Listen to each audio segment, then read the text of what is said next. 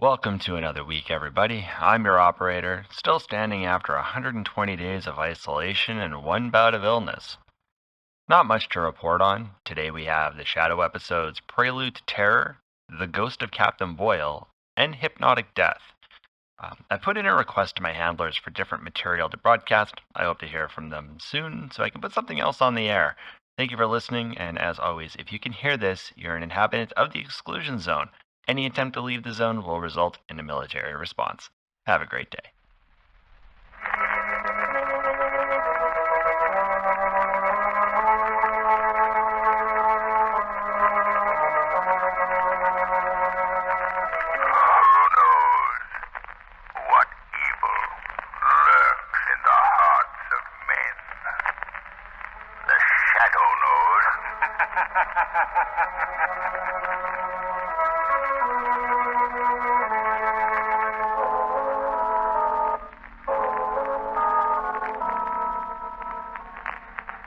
Shadow, mysterious character who furthers the forces of law and order, is in reality Lamont Cranston, wealthy young man about town.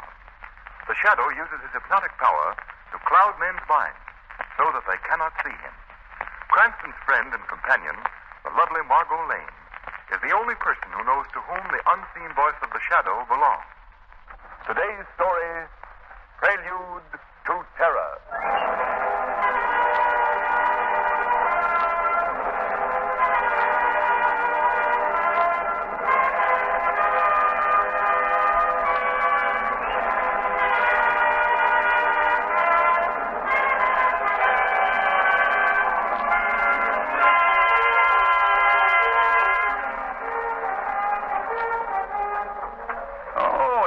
Cooper.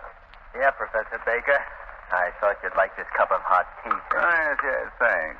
Helps to keep me awake. And I have a lot of work to do tonight. Shall I pour it, sir? Yes, please. Well, isn't this your night off, Cooper? Yes, sir. I passed the house on my way home and saw your lights on. I know how you enjoy a late cup of tea. Very considerate of you, Cooper. Very. But it's late, and you must get your rest. Oh, the doorbell. I wonder who that could be at this hour of night. Shall I answer it, sir? Yes, Cooper, yes. I'll take care of the tea. All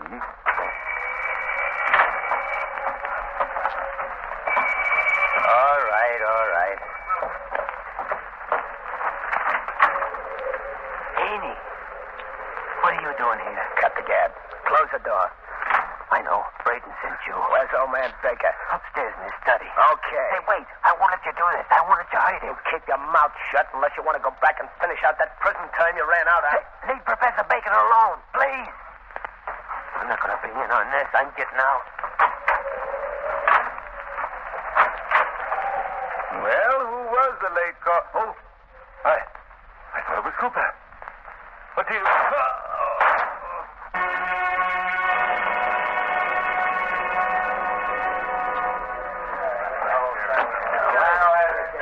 Sure jumpy tonight, Braden. What are you walking up and down like that for? Something on your mind? Yeah, big things. Things you'd never understand. I wonder what's keeping Heaney. Should have been here half an hour ago. Think he might have muffed things, boss? I hope not. There he is now. Open up. Okay, boss.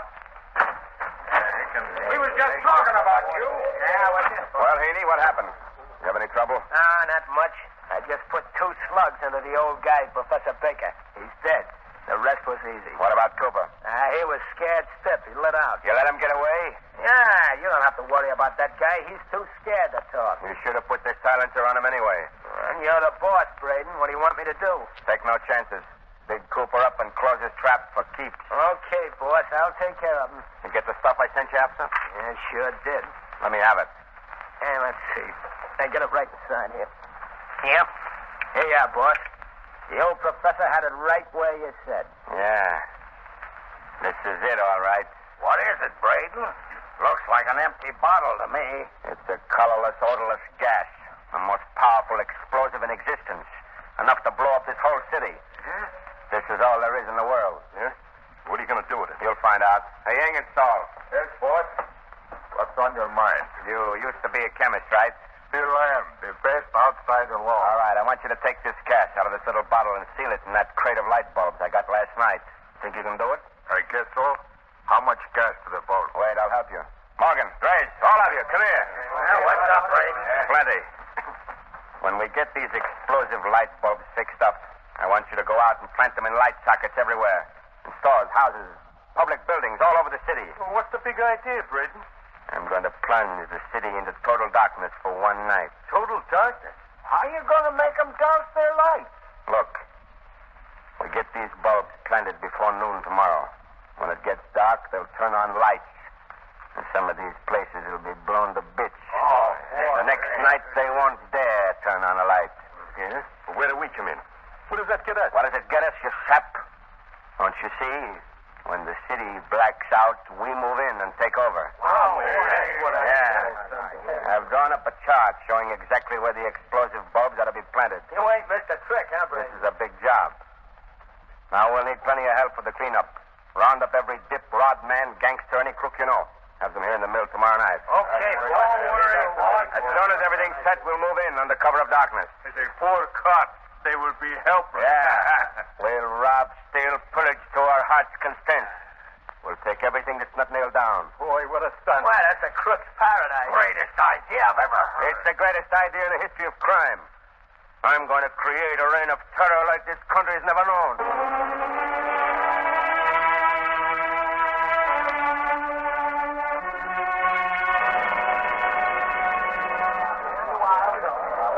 Something for a youngster, you say, madam? Yes, I don't exactly know what I want. Well, is it a boy or a girl? A girl. I'm her grandmother. Oh, is that so? Well, I have a little girl, too. How old is your granddaughter? She's just 4 months old. Oh, well, and you must see our modern nursery. The infant things are all in there. Will you come right this way, please? Mr. White, like something that's way handbag. Now, you step right in. Thank you. Oh, it's rather dark, isn't it? Well, I'll put on more light. That switch is... Ah, here we are.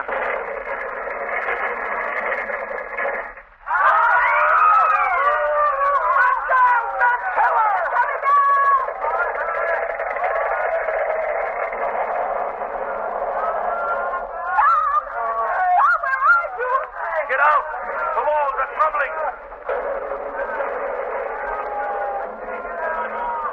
Oh, my leg! I can't move! Somebody, please give me a hand. There's a child buried under here.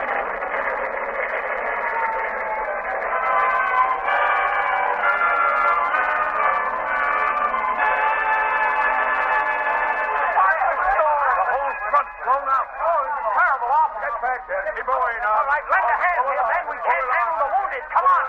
Look, there's a girl in that window up there! She's gonna jump! Don't jump. Wait.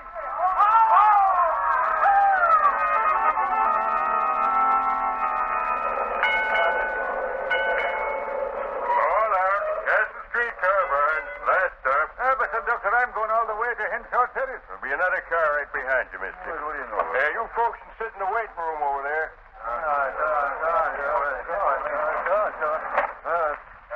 Pretty dark in this waiting room. How about some light? There's a switch right behind you. Oh, yes. I'll turn it on.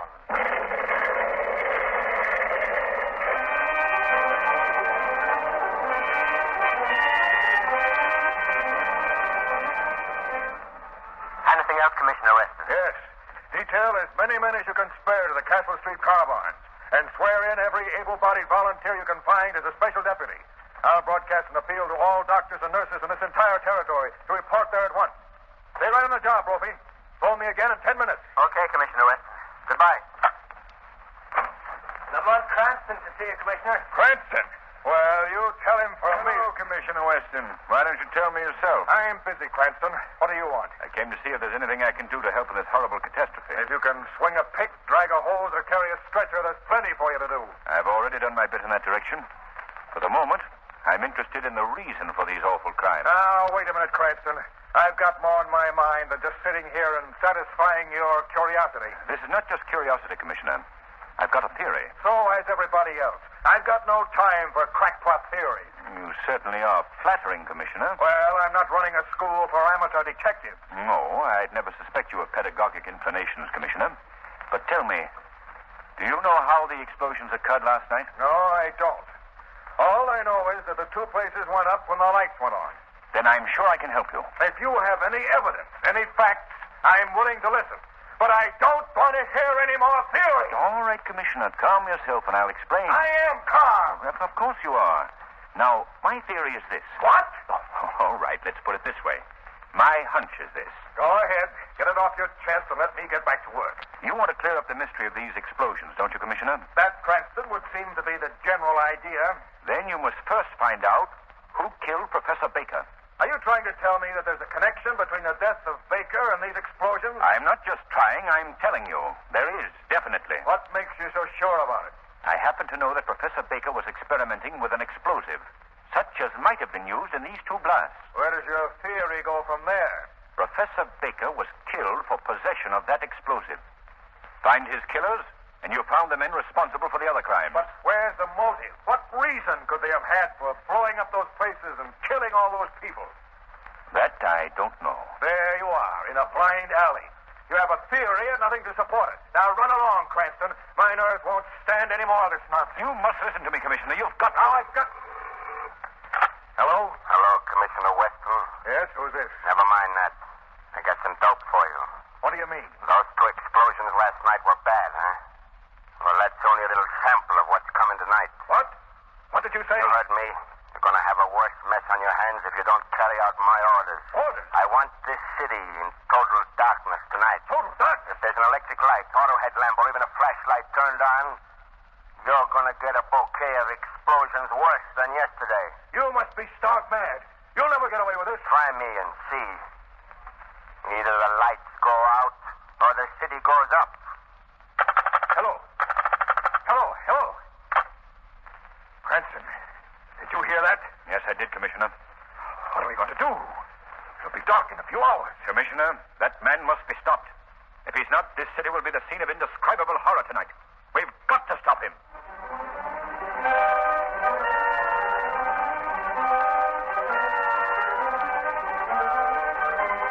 Explosive light bulbs threaten more blasts. Mystery voice warns Commissioner West.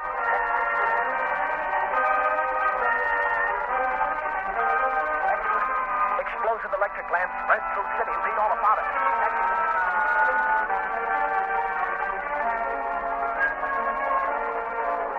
Terrible. We won't have any light. How are we going to see in the dark? Place tonight. Me neither. I want my family.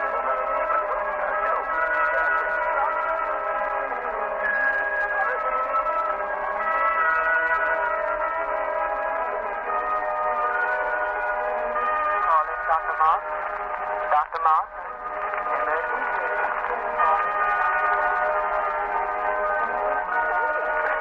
Dr. Martin, do something. Please save my little bambina. Well, I'll do all I can, Mrs. Vanetti. Your child is very sick. Oh, my bambina, my baby. What are you going to do, Doctor? That child won't last an hour if we don't operate at once. We can't do that. You can't turn on the light. Well, we've got to do something. Couldn't we operate by candlelight? Oh, that's impossible. The operation's too delicate. Oh, please, Doctor. Help my baby. Nurse. Yes, Doctor. I'm going to operate. But the light, Doctor. I can't stand here and see this child die. We've got to take the chance. Turn on the lights. But very well, Doctor. I'll turn them on.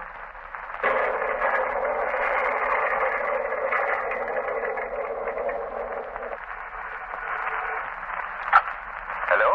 Mayor Hamilton, Yes. Who is this speaking? this is the Shadow. Shadow? Oh, yes, yes. Now, what can I do for you? Mr. Mayor, the hospital has just been blown up. What? The hospital? Good heavens, that can't be possible. It's true, Mr. Mayor. I can hardly believe it. What hellish fiend can be responsible for this? Mr. Mayor, you've got to act at once. You must make any other explosions tonight impossible. Of course, but how can I do that? Order the city power plant to cut the main switch. The main switch? It's the only way. You can't depend on all the people keeping their lights out. But cutting the main power switch will tie up everything in the city. It's that, Mr. Mayor, or death, destruction, and panic. Very well. I'll order the power cut at once.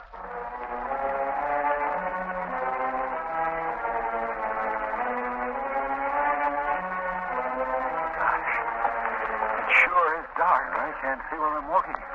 Wonder what street we're on now. Oh, does it matter? I'm lost. We're all lost. I'm sorry, lady. I didn't see you. Pull that lantern higher, Bill. We don't want to walk off the viaduct. Okay, Fred. Boy, am I glad I found this old wagon lantern. That's a swell idea. Yeah, it's a swell target. It shot right out of my hand. When that gang said the city would have to black out, they meant black out. Joe, we can't keep flying around here all night. Our gas is running out. You've got to set her down someplace. Can't understand it. I couldn't possibly have missed the city. We've cruised around for 20 minutes now, and I haven't seen a single light. We just have to keep going while the gas holds out. Then what? Then we start praying, brother.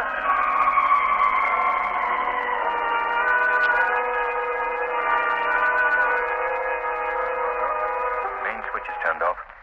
No lights, no power. Nothing but bewilderment, uncertainty. Oh, this is awful, Lamont. What are people going to do? I'm afraid this is all leading to something worse, Margot. A prelude to a greater terror. Lamont, you must do something. I've racked my brain for a solution, some faint clue, and I'm stuck. I don't know what to do. We just can't sit and wait for some new terror to strike, Lamont. There must be some loose thread that might unravel this whole vicious pattern. Margot, Yes, Lamont? I've got an idea. Yes? Professor Baker's hired man, Cooper. The police released him. They said he proved that he was not in the house the night the professor was killed. Yes? It just struck me. The killer's fingerprints were on the handle of the door to the old man's study. But there were none on the knob of the street door. Don't you see it, Margot? Somebody opened the door for the killer. Cooper. Perhaps. But Lamont... Come on, Margot. We've got to find Cooper. The shadow has got to talk to that man. He may be the thread I've hoped for. Sure enough, the last candle I have in the house, Mr. Cooper. They're very scarce now. But at least you'll be able to finish your packing. Thanks, Mrs. Kelly. Oh, I know. I'm not sorry to see you go. But I don't blame anybody for getting out of this cursed city, that I don't. Yeah, sure. Now, if you don't mind, I got a lot of packing to do. Good night, Mrs. Kelly. Well, if that's the way you feel, goodbye and good riddance to you, Mr. Cooper. What's your hurry, Cooper? Who's that? What are you running away from? Me? What? Where are you? I can't see you. I'm the shadow, Cooper. The shadow? You know of me, don't you? Now listen, Cooper. I've got to talk fast, and so do you. I got nothing to talk about. Cooper, you share responsibility for the death and destruction in this city. No, that's a lie. I had nothing to do with it. You know the man who killed Professor Baker. You've got to tell me who he is. I can't. You must. You alone can release the city from the grip of terror that man has placed it in. I don't know anything about it, I tell you. You're lying, Cooper. I know. You opened the door for the killer. I wouldn't hurt the old man. You were with him just before he died. But I had nothing to do with his death. Honest, I didn't. If you want to save yourself and clear your conscience, you've got to talk. But All right. I want to get it off my mind. I'll talk. Now, Haney, what do you want? Just delivering a little message from the boss, Cooper. Here it is. Cooper. Speak to me, Cooper. Oh, your throat. Try to talk, Cooper. The fate of the city rests with you. I can't understand you. For heaven's sake, man, you've got to tell me. Look, Cooper, I'll put my ear close to your lips. Try to whisper. Try. Yes, I understood that. His name, Cooper. His name, please. Yes, sir. What? Yes, sir. Try again. Where? Quick, Cooper, quick. What happened? I thought I heard a shot out here. Look, Mr. Cooper. Oh, He's shot. Somebody get a doctor, quick. Oh, no. No. It's no use for a doctor now. Cooper's dead.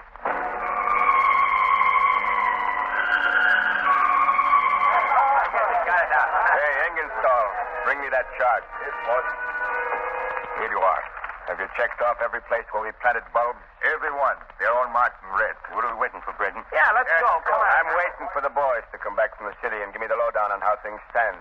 Say, Braden, how come we got lights with the city power plant turned off? I've been planning this job for over a year. I put in my own power plant. Well, that's smart, I'll say. Yeah, but how did you manage the explosion? See this bulb? Well, it was one of these that blew up the Gullens department store. Oh, hey. All right. Don't worry.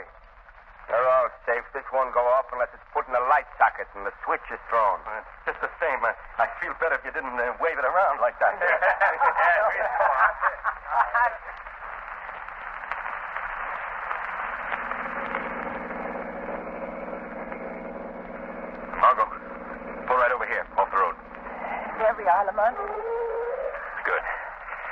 stay here in the car. Take this gun. You'll be perfectly safe. Just keep out of sight. Where are you going, Lamont? There's an old mill someplace along here. If I understood Cooper correctly, I'll find the man I'm looking for there. You're not going in alone. I've got to, Margot. I phoned Commissioner Weston as the Shadow and asked him to send some men. Then why not wait for them? I'm not sure they'll get here. I've got the hands full in the city. There is no moment to lose. The Shadow's got to work, and work fast. Quiet. Quiet, all of you. Well, boys, what did you find out in the city? Boss, you hit the bullseye. The city's as dark as the landlord's look. Yeah, it's all set for us, boys. Good. All right, boys. We got the green light. Time to go. Boy, this will be sweet picking, huh? Morgan, you take 6 men and go to the Macy Street Bank. You know what to do. Yeah. Grays, Right, boss. take 20 men and clean out the Imperial Hotel. Go through the rooms. Don't leave anything you can carry. Right. You England's store, the post office. 5 men can handle that. I am all set. The rest of you got your spots. Work fast. If anyone crosses you, use your guns. Let them have it. I'm doing an ask on that. All right, all right. Grab your flash lamps and let's go. What was that? Am I hearing things? Did anybody hear that laugh? Yeah, I did. So did I. Quite a nice little thing you've cooked up, Brayton. But here's where there's another ingredient added to your unholy brew. Hey, what is it? It's the Shadow. Right you are, Brayton. Well, you're not scaring me. You're not stopping me either. I wouldn't be too sure about that, Brayton. Hey, I don't see nobody. Men, this guy's right here in the room with us. He's got some trick so we can't see him. But that don't mean we can't get him. Grace, Yeah. stand by that door. Okay. Keep your back against it and don't let anybody or anything open it. Now, Morgan, pick up that machine gun and spray the other end of the room. He's out the light. Hey, I'm getting out of here. All right, quiet. Don't be afraid. Take it easy. Somebody switch on that light. You don't dare turn on those lights. What do you mean? If you do, every man here will be blown to bits. What are you talking about? I took that explosive bulb you had on the table in front of you. What? When I turned out the light, I put it into one of the light sockets. Now, Mr. Brayton, do you want to turn on the light? You're bluffing, Shadow. All you have to do to prove that point is to throw on the light switch. Hey, what's that? There's a lot of cars driving up outside. It's the police, gentlemen. They'll never take me alive. Alive or dead, Brayton, you've got to be taken. Hey, what are we going to do? What are we doing in there? Come out in 10 seconds. I will come in after you. You might as well do as Commissioner Weston commands. Walk out the door with your hands in the air. There's nobody walking out of this place. I know I'm chair bait. I'll die anyway. But there's one thing I'm going to do first. I'm going to take you along with me, Mr. Shadow. Hey, keep your hands off that switch. Get out of my way!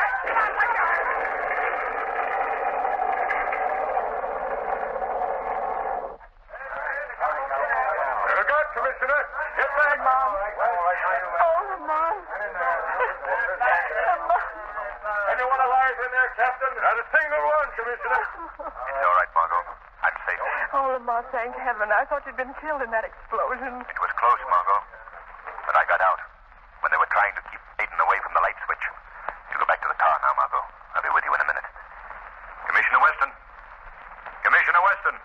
Oh, is that you, Shadow? Yes, Commissioner. Well, we're in a fine jam now. They're all dead. How are we going to find out where the other explosive bulbs are planted? It's all right, Commissioner. I got Brayton's chart showing the location of the explosives. Where is it? You'll find it in the front seat of your car. Then the city is safe. Yes, Commissioner. Good. All right, men. Get in your cars. We've got to gather up those lamps right away. And my gratitude, Shadow, for a job well done. Come, Margot. We're going home. Shadow's work is done for tonight. The reign of terror is ended. Thanks to you, Lamont. It was bound to end this way, Margot. The plots and plans of criminals are the devices of their own destruction.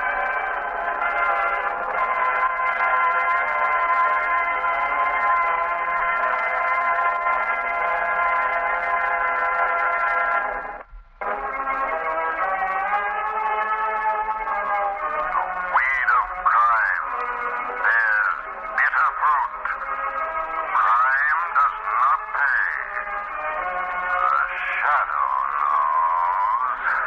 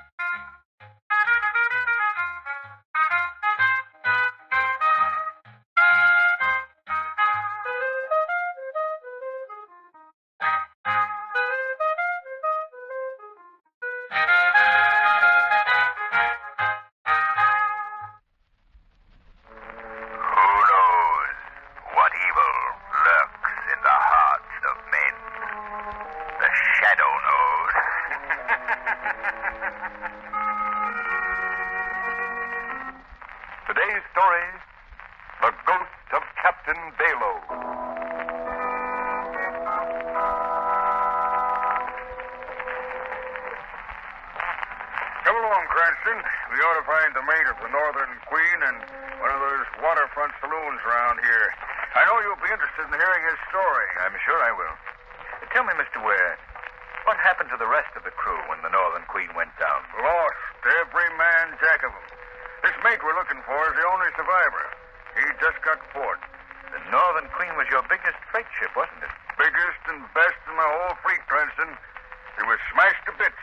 Well, how did it happen? I don't exactly know. I've heard some crazy explanations, but no facts. That's why I'm so anxious to talk to this mate. Maybe he can clear things up. You say the Northern Queen was smashed to bits. Where did it happen?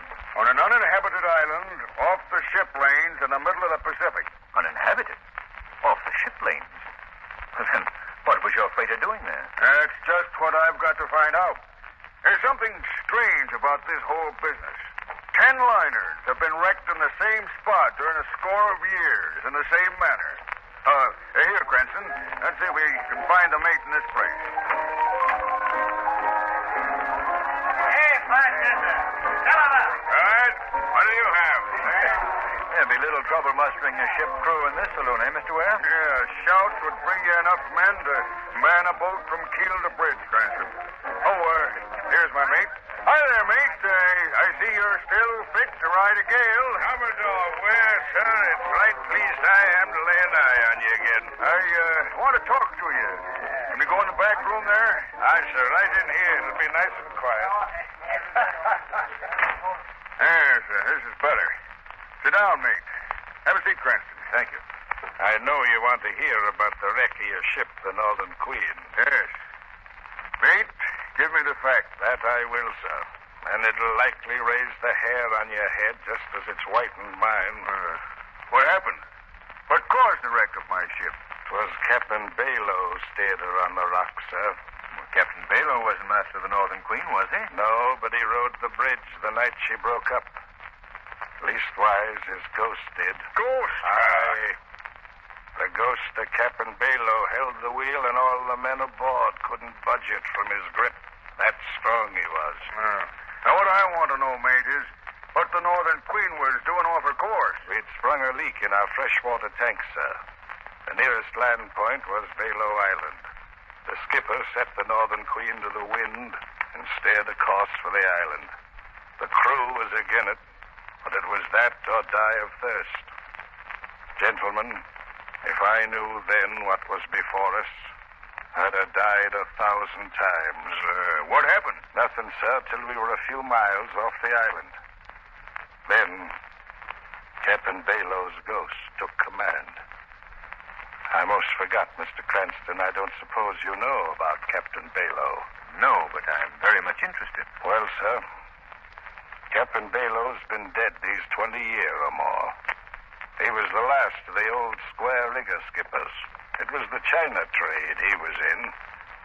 On his last voyage out of the Orient, he carried 2 precious cargoes, a shipment of silver and his beautiful young wife. Captain Bayloe was quitting the sea to settle in South America. A happy pair they were, sir, none happier. His crew, though, was the motliest collection of sea scum ever to sail afore the mast. Well, sir, they were just off the island that's now called after him. Captain Bayloe was at the wheel, his wife beside him. The sea spray was washing her lovely face, and she was laughing into the wind. The crew was aft, heads together. We're fools if we don't, I tell you. We could do it easy. Captain Bayloe's got the silver locked in his cabin. Now, we could make him give up the key. He'll never do it. Are we weaklings that we can't make him do it? He's only one man, and we're a whole crew. There's enough silver to make us all rich for the rest of our lives. There's a much prettier cargo on the bridge beside him. His woman, Aye. Silver comes from the earth. But a taste like that could only come from above. I want silver. Yeah, well, my share goes for the other cargo. We share alike. All Come right, on, then. vote. We get the prize first. We argue about it afterwards. Come on. All right. While a happy woman laughed beside a contented man, the crew crept slowly toward the bridge. The laugh was cut short by the sight of the hard-faced men Captain Bayloe asked them what they wanted for. We want the key to your cabin, Captain Bayloe, and we mean to get us the key. Save yourself. He ordered the men below, but We came for that silver cargo, and you ain't putting us off. Better give us the key peaceful, or we'll take it away from you. the skipper reminded him it was mutiny. We know what it is. You don't have to tell us. Mutiny, I'm not winning command in, and you're We've heard enough talk. Out with the key. Captain Bayloe told them they'd get the key over his dead body. All right, then. Over your dead body it'll be, Captain Bayloe. Come on, men. Grab him. Hey, joking me. Bash him through there, you swab. While the men fought like hungry wolves, Captain Bayloe's wife stood frozen in horror. Hand me that belaying pin. There you are. That ought to settle the swab. The blow from the belaying pin stunned the skipper. He fell to the deck. The crew were on him, snapping like a bunch of jackals. All right, lift him up. Here, John. No more trouble. Heave him over the side. Captain Bayloe was half conscious when they threw him over the rail. He revived a bit when his body hit the water. He saw his ship with his wife aboard sailing away. Above the surge of the sea, he heard coming back on the wind the pitiful wail of his lovely wife. Before the waters covered him up, Captain Bayloe, with an oath on his lips, swore eternal vengeance on all men who sail the sea.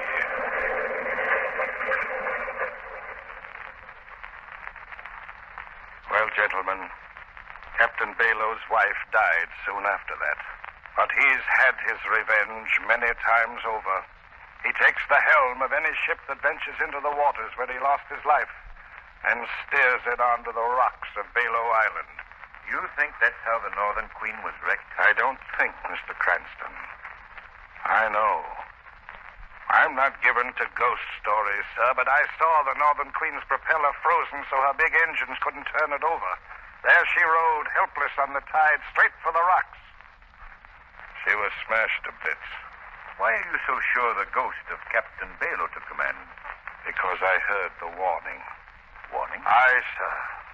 I was just going off watch when I heard it, plain as I hear you. What was it? The pitiful wail of Captain Bayloe's wife. I knew then the Northern Queen was done for. Another seaman and myself put a small boat over the side and rowed away. The other man died from exposure. I was picked up 5 days later by a liner. That's why I'm here now, gentlemen. And there's not enough money in all the world that'd get me back to Bayloe Island. Well, the wreck of the Northern Queen is still a mystery to me. Cranston, what do you think? What do I think? Mr. Ware, how would you and Mrs. Ware like to take a trip on my yacht with Miss Lane and myself? Trip? Where to? To Bayloe Island.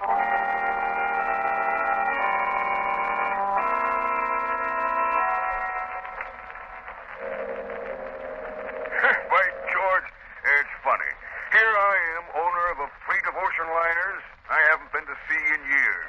Cranston, I'm glad you suggested it for you. Well, I'm glad you're enjoying it, Mr. Ware. Yeah. Oh, this salt air makes you sleepy. Mrs. Ware and Miss Lane have turned in long ago. Guess I'll follow suit. Coming, Cranston? Yes, I'll join you below in just a moment. All right. Oh, good evening, Captain. Good evening, Mr. Ware. Mr. Cranston. Yes, Captain. Any orders for tonight, sir? No. Order to the same course. You haven't yet told me where we're heading, sir. No. What so? You're lying, sir? Not at all, Captain. We're heading for Bayloe Island. Bayloe Island? Yes. You've heard of the place, I suppose? What seaman hasn't? And why in heaven's name do you want to go to that place, sir? I want to convince myself of something. It's a dangerous voyage, sir. You think we might be wrecked, is that it? Not only that, sir, but it means trouble with the crew. When they find out we're heading for those haunted waters, well, I hate to think of what may happen. Tell me, Captain, do you believe in this legend? Do you fear the ghost of Captain Bayloe? Yes, sir. I certainly do.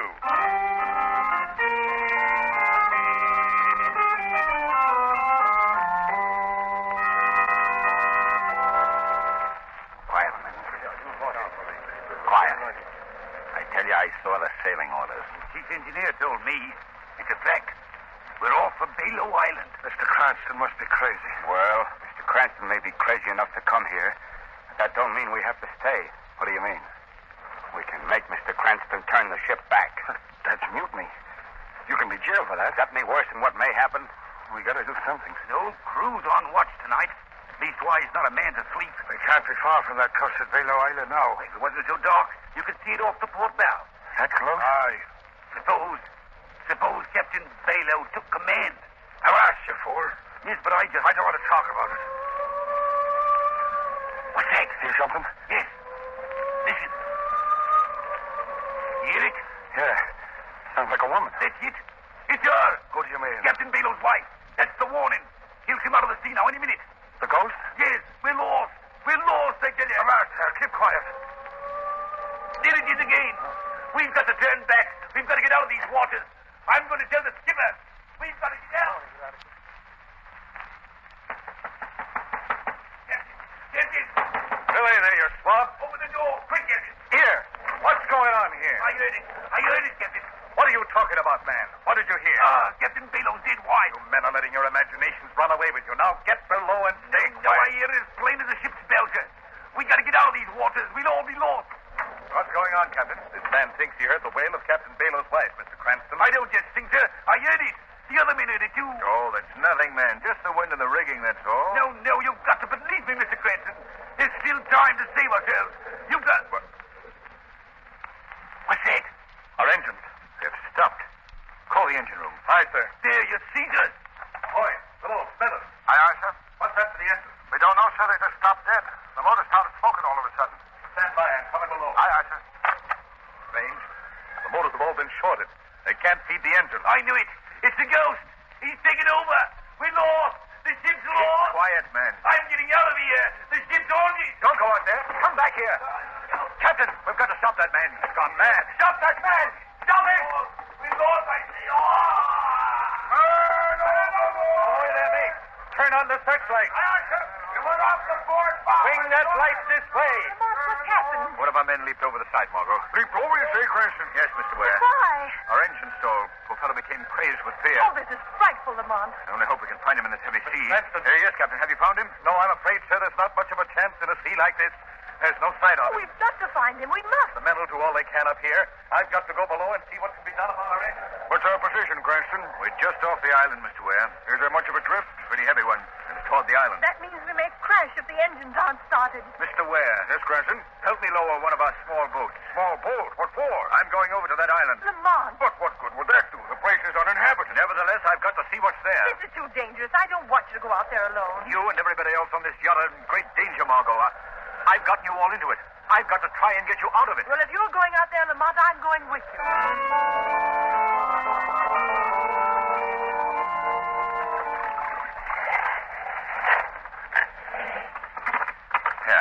Here we are, Margot. We'll leave the boat beached here while we look around.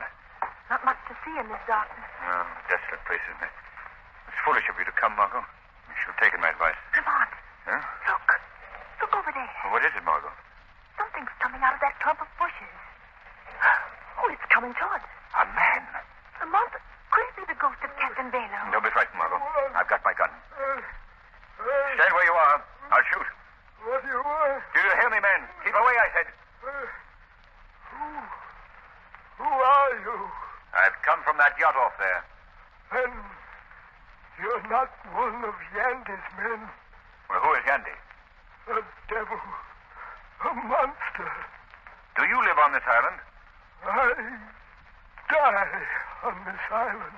We understood it's uninhabited. Oh, there are people here, but not above the ground. What do you mean? They're buried in dark, damp dungeons. Yet they live. Who are these people? Survivors of ships wrecked on the rocks here. Anybody that ever sets foot on this island is never allowed to leave again. Go away. Go away before it's too late. I want to know about those prisoners. Their lives are spent in darkness. All day they work in the mines. Mines? At night, they're locked in dungeons. Always darkness. Never fresh air. Never light. Are you a captive here? I, captive and slave. I was the skipper of the Nellie Moss. She was wrecked here some 15 years ago. I've been here ever since. But you're not confined to a dungeon. I found the secret exit. I steal out at night to watch the sea and hope. Lamont, something will have to be done for these unfortunate people. There's nothing you can do. Go away. Go away. Can you take me to the dungeons? I can, but I don't think I should. Please. I think I can help. No one can best Yandy. Perhaps I can. All right, then. Come along and see how dead men live.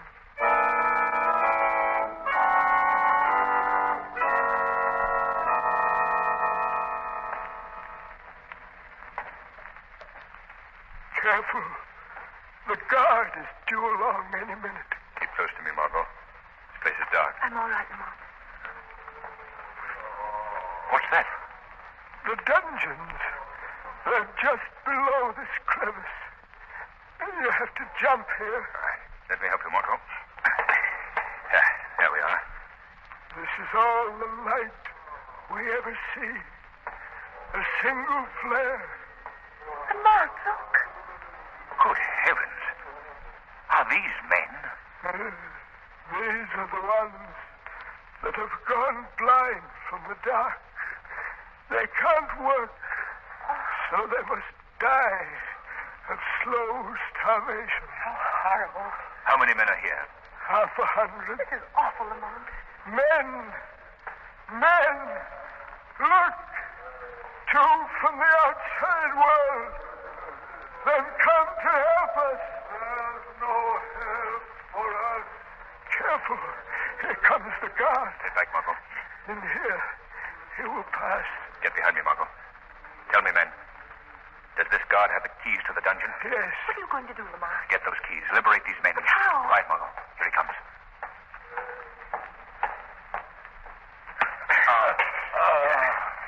There. That's done it.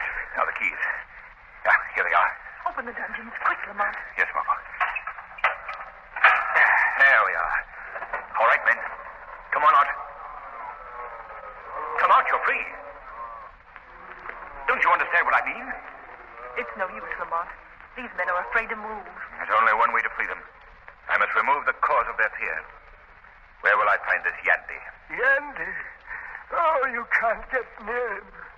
He lives and works in rooms carved out of solid rock. Where? Show me the rock. It's useless. But if you want to try, come with me. Margot? You go on, Lamont. I'm going to open the rest of these dungeons and try to coax these men out of this place. Yes, she will be safer here. There won't be another guard along before morning. Come along. Very well. But you will never get near Yandy alive. He's guarded day and night. I've got to get him. The lives of those men, the lives of my friends and crew depend on it.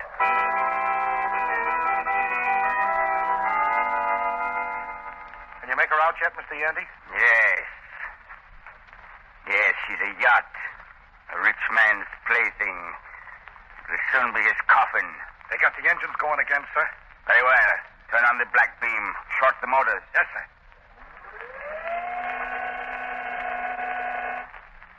That's got him. She's helpless on a tie. Now, turn on the magno beam. Magnetize the rudder. Right. Got it. Hold her on it. Steer the rudder toward the rocks on the north end of the island. Yes, sir. There. That's one more crew that will never be able to tell of the mineral wealth of this island. Your secret is still safe. I've guarded it for 18 years. Since the day I discovered it. No one will ever share the wealth or know it exists. And another wreck will be chalked up to the ghost of Captain Bayloe. Yes. Captain Bayloe has been a most convenient ghost. A most plausible one. Nobody ever doubts him, it seems. What was that? Thought I heard a laugh. I heard it. Have you the radio key open? Oh, sir, I cut it before. You're lying to me, you. No, I swear I'm not, Mr. Yandy. I know, Mr. Yandy, this is not a voice you can cut off with a flick of a dial. Who are you? I am the Shadow. Shadow. I've heard of him. He's the guy you can't see. Your use of the Captain Bayloe legend is at an end, Yandy. You've created havoc with your diabolically clever electrical inventions. Like a monster, you've destroyed men because of your insatiable greed. Well, Yandy, this is your finish. The sea will be well rid of you, and poor Captain Bayloe will rest peacefully in his sea grave. What's that? The slaves. They've escaped from their dungeon. Yes, Yandy, they're crawling out of the earth to vent their just hatred on you. Turn on the heat ray. Burn them up. Burn them to a crisp. Right. The tubes. They're all broken. My equipment is ruined. Completely, Mr. Yandy. My yacht is free of your clever magno beam, and those people down there will soon be done with you. I'm getting out. Out of my way. You're not getting on that boat you got hit on the cove without us. I don't care what happens to you. Take care of yourself. Run, Yandy. The sooner to meet your doom.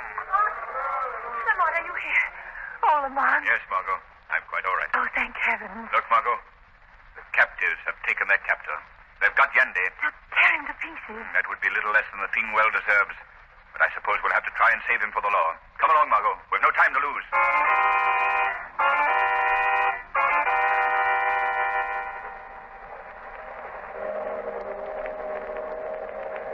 Well, we've got all those men you saved from the dungeons berthed below deck, Mr. Cranston.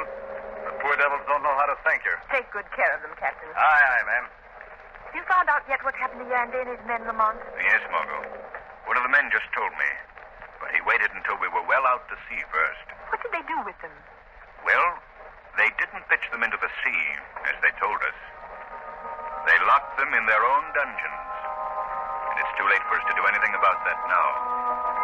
So we'll have to leave Yandy and his Confederates to suffer, as long as their lives last, the terrible fate they designed for others.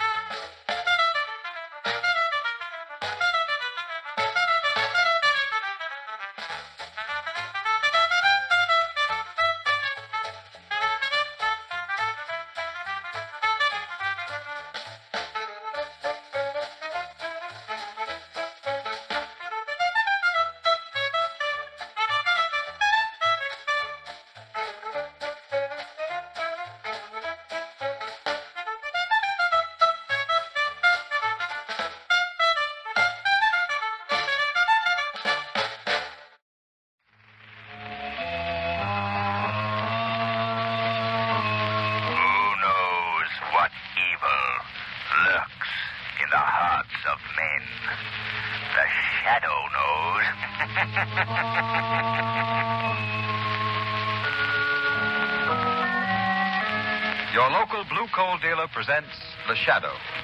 These half-hour dramatizations are designed to forcibly demonstrate to old and young alike that crime does not pay.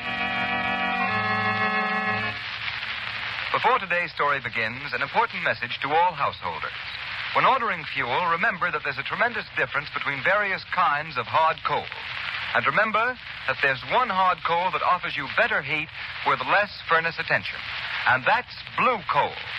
You'll find that blue coal banks and burns better and gives you absolutely the most for your money in heating service and satisfaction.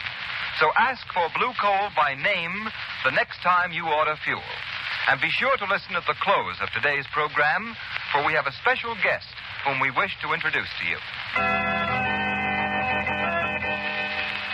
The Shadow, mysterious character who aids those in distress and helps the forces of law and order, is in reality Lamont Cranston, wealthy young man about town. Cranston's friend and companion, the lovely Margot Lane, is the only person who knows to whom the unseen voice belongs. The only one who knows the true identity of that master of other people's minds, the Shadow. Today's story, Hypnotic Death. Albert, why did you bring me to this doctor's office? I want you to meet the famous Dr. Dharma. He's a friend of mine. We might even get him to be my best man. Oh, Albert, it makes me so happy to hear you making plans for our wedding. Martha, dear, you stay here a minute. I want to prepare Dr. Dharma for the big surprise. Yes, Albert.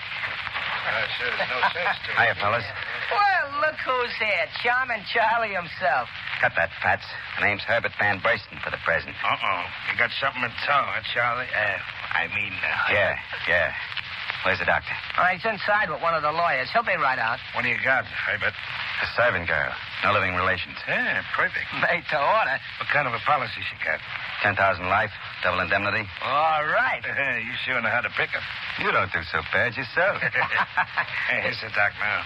Hello, Dr. Dharma. Well, Herbert, we've been waiting for you. You know Lawyer Munson? Yeah, Where's the girl? in the waiting room. Good. Have you her policy? Yeah, right here. There you are. Look it over, Munson. See that everything is in order. Sure, let me have it. Usual form. No inserts. Double indemnity for death. Beneficiary, Herbert Van Burston. That's made out to you, all right. You bet. That's okay. Very well. Bring the girl in. Okay, Doctor. See that the boys have their instructions, Munson. Right, Doctor. Come right in, Martha. Yes, Albert. These men are friends of mine, and this is the great Dr. Dharma. Pleased to meet you, Doctor. Albert was Come telling here, Martha. Close to me. Yes, sir. Look at me. Look into my eyes. Albert. Look into my eyes, Martha. Oh, Albert. Take me out of here. Martha. I am afraid. I don't want to look into your... Now, Martha. From this moment on, I will control your mind. My will shall be your will. My instructions, your commands. Whether or not I'm with you, whether or not you see me, you will obey my orders. Obey your orders? Yes. Obey my orders. All right, men, you must be going. You are about to witness an even greater demonstration of my principle of telepathic hypnosis.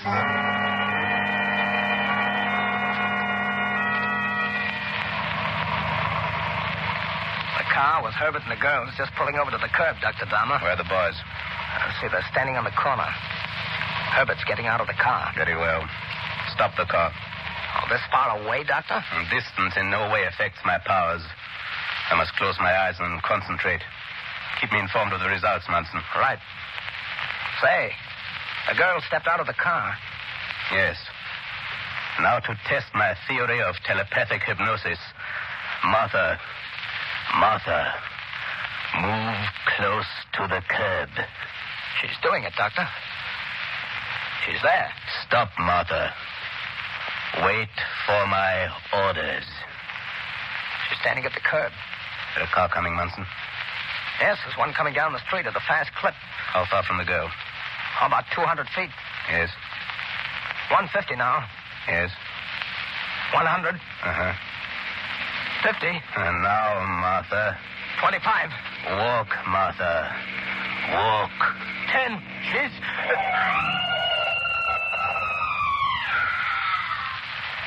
Well, that's done, Dr. Dahmer.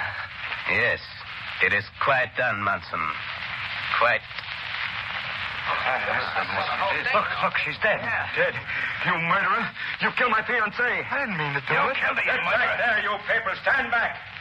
Now, buddy, what happened? Well, the girl stepped right in front of my car, officer. I couldn't stop. Yeah, of course you couldn't. You were going too fast. All right. We can't argue that out here. I'll have to place you under arrest, young fella. Just a moment, officer. What do you want? I saw what happened. That young man is not to blame. Why? The girl walked right in front of the car. Well, you'd better let me have your name. Cranston. Lamont Cranston. Say, officer, this man's talking through his hat. This woman was killed by a reckless driver. Officer, there's something very peculiar about this whole thing. I beg your pardon. Excuse me, officer. I'm Dr. Dharma. Well, what is it? You a witness to this? No, I'm not. I didn't see it. But as a citizen, I feel that reckless driving must come to an end. You say you didn't see what happened? That is correct. Then you'll pardon me, but I hardly think you're in a position to voice an opinion in this matter, Dr. Dahmer. I see. You, of course, are a witness for the driver. Exactly. Very noble of you. Very. I assure you, sir, that you and I will meet again. Yes, I'm sure we will meet again.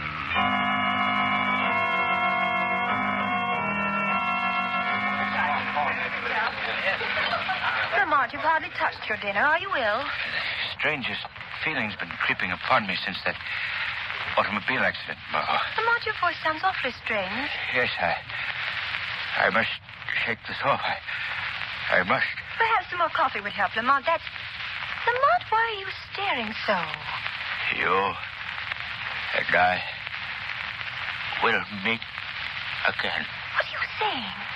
Yes, I'm sure we will meet. You dropped the cup.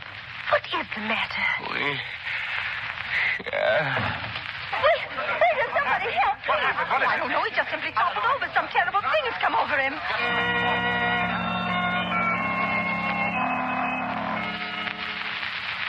Now, Miss Lane, try and calm yourself. Nurse, how long will I have to wait for some news about Mr. Cranston? Dr. Anthony and Dr. Whitman are with him now. You must be patient. I don't understand it. He was so well only yesterday, and now I just can't believe it. Oh, here's Dr. Anthony now. Dr. Anthony, how is he? Just a moment, Miss Lane. Nurse, will you stay with Mr. Cranston? Yes, of course, Doctor.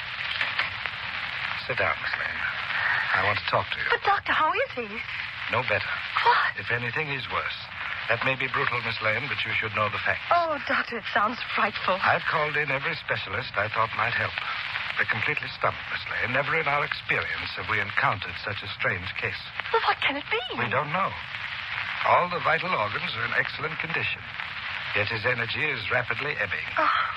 I hate to have to tell you this, Miss Lane, but we're afraid Mr. Cranston won't last the night. Oh, no. Oh, no, that can't be possible. The most discouraging thing is Mr. Cranston's complete lack of cooperation. He seems to have lost the desire to live. Oh, I must go to him. He must fight this thing off, whatever it is. Come along, Miss Lane. We put him in this room right across the hall. There we are. Now, Miss Lane, try to arouse his interest in something. Yes, Doctor, I will.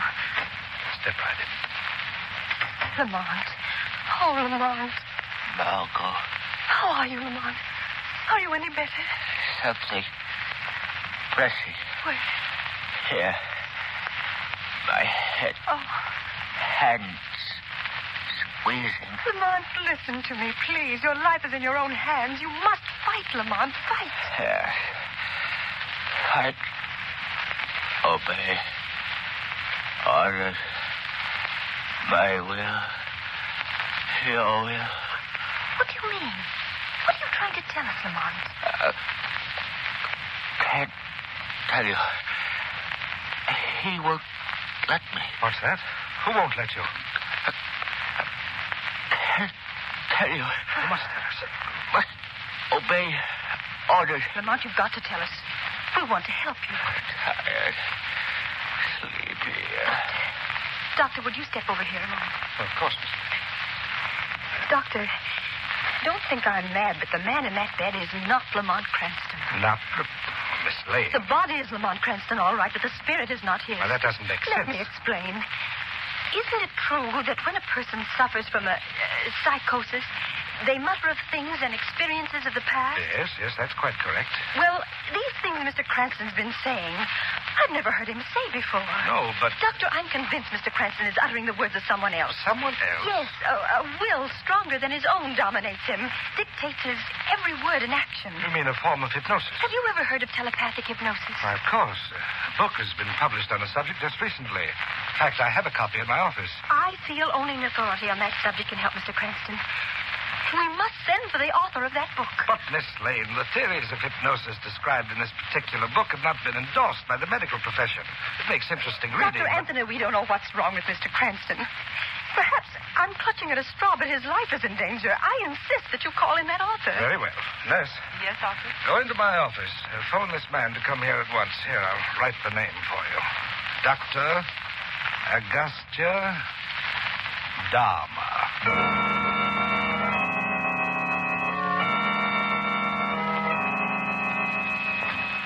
Yes, nurse, what is it? Dr. Dharma's here. Oh, thank heavens. How do you do, Dr. Dharma? I'm Dr. Anthony. Pleasure. This is Miss Lane, a friend of the patient. I'm honored, Miss Lane. Oh, it's good of you to come, Doctor. I hope you can help Mr. Cranston. I shall do everything in my power. I suppose you've come in contact with similar cases. Frequently, Miss Lane. Is it possible, then, that Mr. Cranston's will is dominated by another? Quite possible.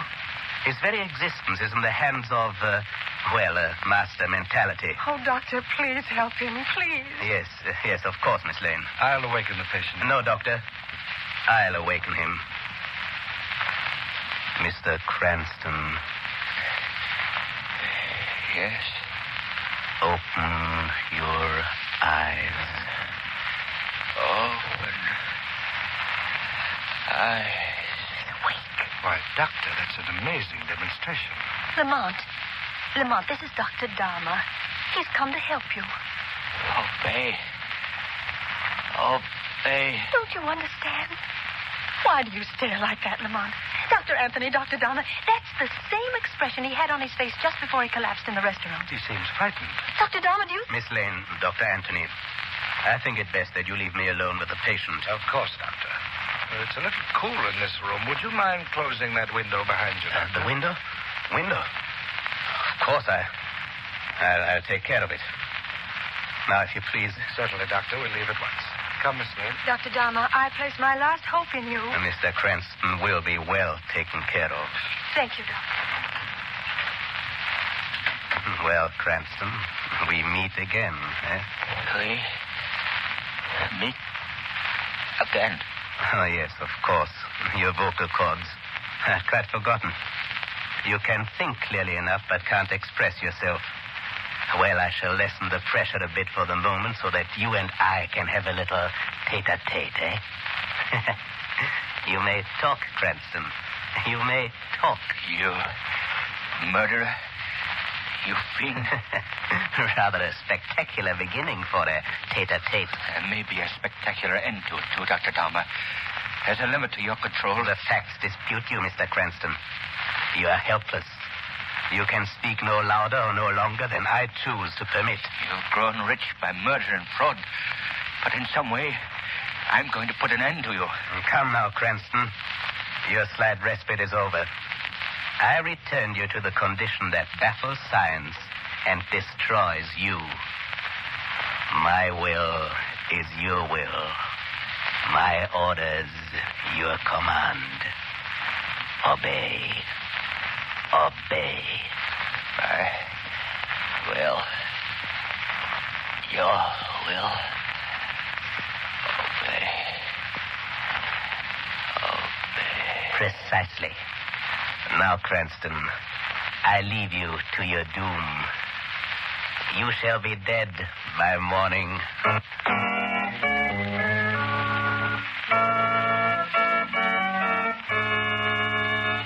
Before our second act begins, let me ask you a question. Have you ever talked to an older person who said, well, of course, things are a lot easier for you people now than they were in my day? I guess you can't blame older folks for being just a bit envious. For we have so many new improved products which make present-day living easier. The list is practically endless. Just for example, take blue coal. Now, thousands of you homeowners will agree with me that blue coal has certainly simplified living. Its use has brought home heating comfort that wouldn't have been thought possible a generation or so ago.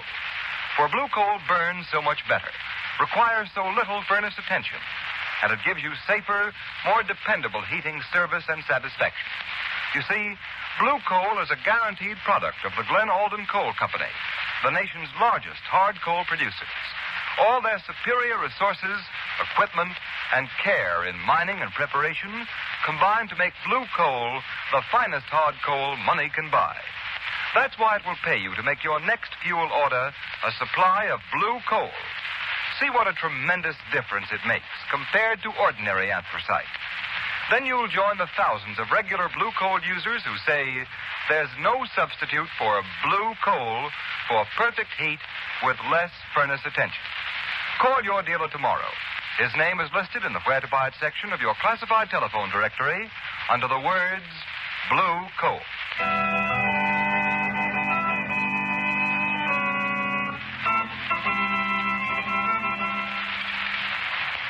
Is Mr. Cranston any better, Dr. Anthony? Sorry, Miss Lane.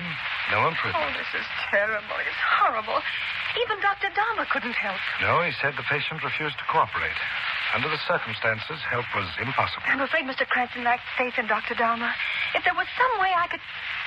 Dr. Anthony, you have a copy of Dr. Dahmer's book. Yes? That might do it. If we show Mr. Cranston the book, he might realize how important Dr. Dahmer is. Well, we can try it. Nurse. Yes, Doctor. Go across to my office. You'll find Dr. Dahmer's book on my desk. Bring it here. Yes, Doctor. Dr. Anthony, the phone line is on. Oh, thank you. I'll answer. Hello? Yes, sir. Wants to speak to Mr. Cranston. Well, that's impossible. Well, I see. All right, have him come up. I'll talk to him. What is it, Doctor? The driver of the car that killed the girl goes on trial tomorrow. His lawyer's downstairs in the reception room. He thinks Mr. Cranston can save the boy. Well, perhaps the plight of the boy might stimulate Mr. Cranston's interest. Why, yes, there is that possibility. Here's the book, Doctor. Let me have it. Yes, Miss Lane. Look, Lamont. This is Dr. Dahmer's book. You see his name on the cover. He's a tremendously important man, Lamont. You must let him help you. Miss Lane, I believe we've stuck something. He's thumbing through the pages. I think we've aroused his interest. Oh, that's the lawyer. You must put him off, Doctor. Yes, nurse, tell the gentleman we can't see him just yet. Yes, Doctor. Look, Doctor. He's actually reading the book. This is the first break in the case. Oh, I hope so. Dr. Anthony. Yes, nurse, what is it? All that lawyer wants is for Mr. Cranston to establish how far the automobile was from the girl when she stepped off the curb. He brought this enlarged photograph of the scene of the accident in the hope that Mr. Cranston could mark the spot on the picture. Well, I'm afraid that... Doctor, look. Mr. Cranston's reaching out for the photograph. I believe... Do you think he recognizes Apparently. Apparently. Nurse, let me have that photo. Yes, Miss Lane. Here, Lamont. Show us where the automobile was when the girl stepped off the curb. Why, he's drawing his finger over the picture. No, Lamont, not there. The place where the car was. Oh, he's indicating a spot on the sidewalk. You see, it's useless. His brain isn't functioning. Why, look. Look, Miss Lane. He's pointing from Dahmer's name on the book cover to the spot on the photograph. Doctor, I see it now. What? He's placing Dahmer at the scene of the accident. Oh, Doctor, don't you understand? Lamont has met that man before. That's why he was so agitated when Dahmer came in here. Why, I believe you're right, Miss Lane. That's why he keeps repeating the words, "We will meet again." Do you think Dahmer might be the influence that dominates Mr. Cranston? I don't know, Doctor. Look, Miss Lane. He's pointing to a passage in Dahmer's book now. What is it, Lamont? Read the passage, Miss Lane. Should the controlling mind lose poise for even an instant, in that moment the spell is broken and the will of the subject released. If the controlling mind loses poise... Window. Oh, he's trying to tell something by association of ideas. What significance can the window have? I've got it, Doctor. What? Do you remember when you asked Dahmer to close that window? Yes. He lost his poise. He never went near it. He didn't dare look out of this 26th floor window. Of course. I thought his conduct strange at the time. Dahmer is a victim of a phobia. The fear of high places. That is what Mr. Cranston is trying to bring out. We shall meet Again. We've got to get Dharma back up here. We've got to make him lose his self-control, if only for an instant. It's the only way to break Dharma's influence. But will he come? He's washed his hands of the case. I think I know a way to get him here.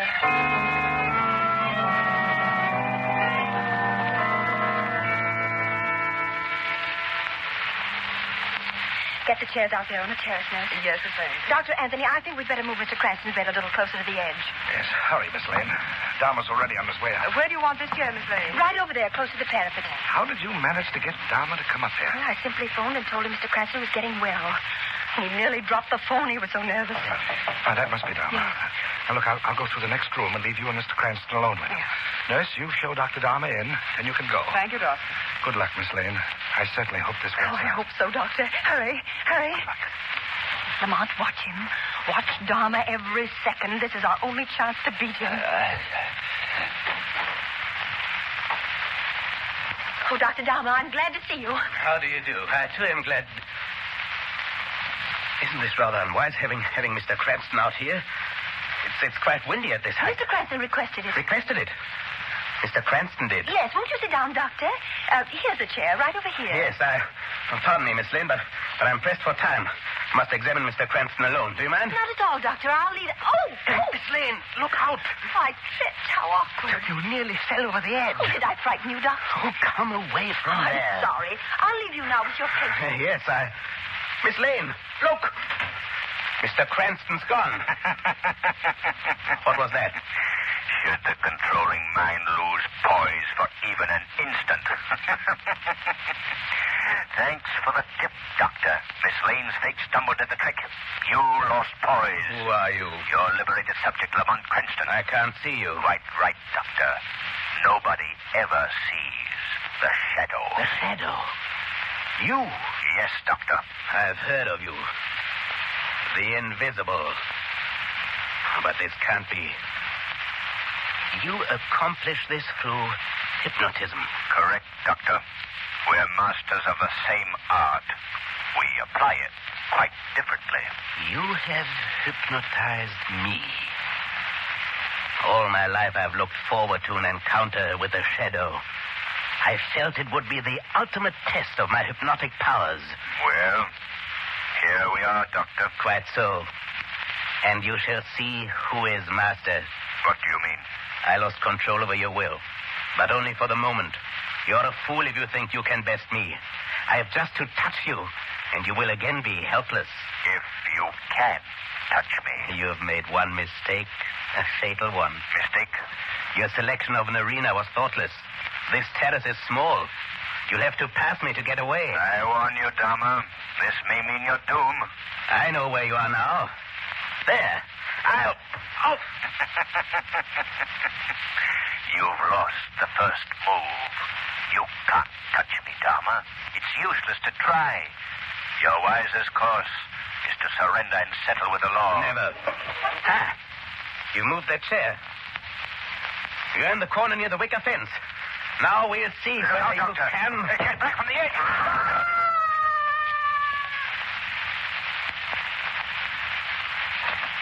Lamont, are you all right? Yes, Margot. I heard a scream. It was Dharma. Lost his balance. Oh. Fell 26 stories. Oh, Lamont. Oh, thank God you're safe. Oh, it was so ghastly, you lying there, aware of everything, not able to express your thoughts. You expressed them very well for me, Margot. If it were not for you, this would be my hour of doom instead of Dharma's. He had an amazing mind, Margot. But like so many brilliant minds, it was bent in the wrong direction.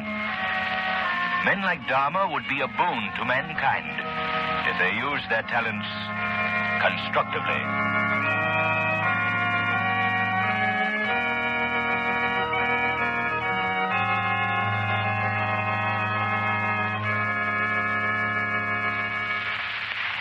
We'll introduce our special guest in just a moment. But first, let's hear from Blue Coal's heating expert, John Barclay. Thank you, Ken Roberts, and good afternoon, friends. Many homeowners are under the impression that all they need do to put coal on the furnace fire is throw on a few shovels full. I can assure you that that's neither the most practical nor the most economical way to get satisfactory heating results. First, the grate should be shaken gently. until you see the first red glow in the ash pit. Be sure not to shake red-hot or unburned coals through into the ash pit, for then you'll simply be wasting coal. Next, pull a mound of live coals to the front of the firebox, just inside the fire door, with a shovel or a hoe. Now you have a fire bed sloping down toward the back of the furnace. Put fresh coal into the hollow formed by this slope, being sure to leave a few burning coals near the door. These live coals will act as a pilot light, which will burn off the gases which rise from the fresh coal contact with the burning coal. Try this method of putting coal on the fire and see if it doesn't give you far more satisfactory heating results. And remember, if at any time you have difficulty with your heating plant, get in touch with your nearest blue coal dealer. He'll gladly send a John Barclay serviceman to show you how to fix up the trouble. John Barclay service is absolutely free, so call your blue coal dealer. I thank you.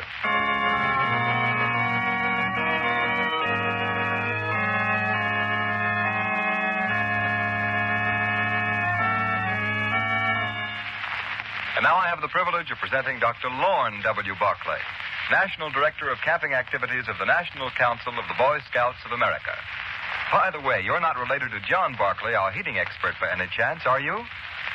Not that I know of, but I've heard his heating advice on this program and found it very useful. Good. Dr. Barclay, the producers of Blue Coal have asked me to congratulate your great organization, the Boy Scouts of America, on the 29th anniversary of its founding. Through the years, the Boy Scouts have made many important contributions to the finest American ideals. And for that, we salute you. Thank you, Mr. Roberts. And may I say that we are grateful to the sponsors of the Shadow program. They, too, are making a valuable contribution to Americans, young and old, by showing them that crime in any form does not pay. We appreciate having had you with us this afternoon, Dr. Barclay, and we sincerely hope you will visit us again.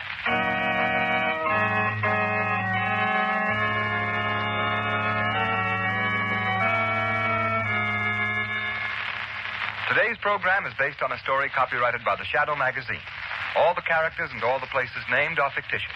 Any similarity to persons living or dead is purely coincidental. The Shadow magazine is now on sale at your local newsstand.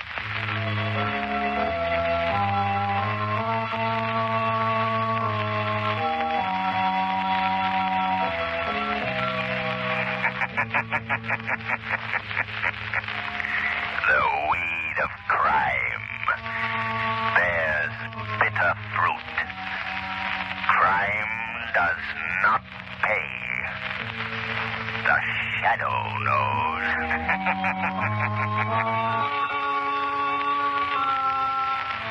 Next week, same time, same station, Blue Coal, America's finest anthracite, will again present another thrilling adventure of the Shadow. Be sure to listen, and be sure to burn Blue Coal, the solid fuel for solid comfort. The days come to end now, work's all done, let's take a bow. Smiles and joy on every face, it's time to leave this happy place. Packed our gears and locked the door, running free just like before, rising high as the stars above. In work we find a piece of love. Oh, daily triumph, here we go, as we leave the candles glow. Goodbye, off to see you soon. Till tomorrow in the afternoon. Laughter rings from all around. In this space joy can be found. Tasks are finished, time to play. Bidding adieu to another day.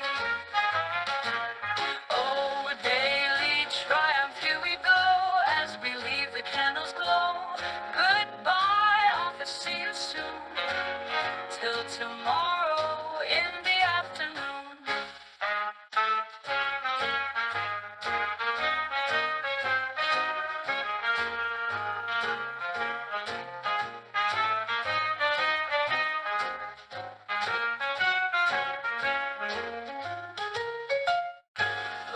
Laughter rings from all around. In this space, joy can be found. Tasks are finished, time to play. Bidding adieu to another day. Oh, daily triumph, here we go. As we leave, the candles glow. Goodbye, Arthur, see you soon. Till tomorrow in the afternoon. Laughter, rest, and time to dream. In the stars our hearts will gleam. Count the moments, count the smiles. We'll be back in just a while.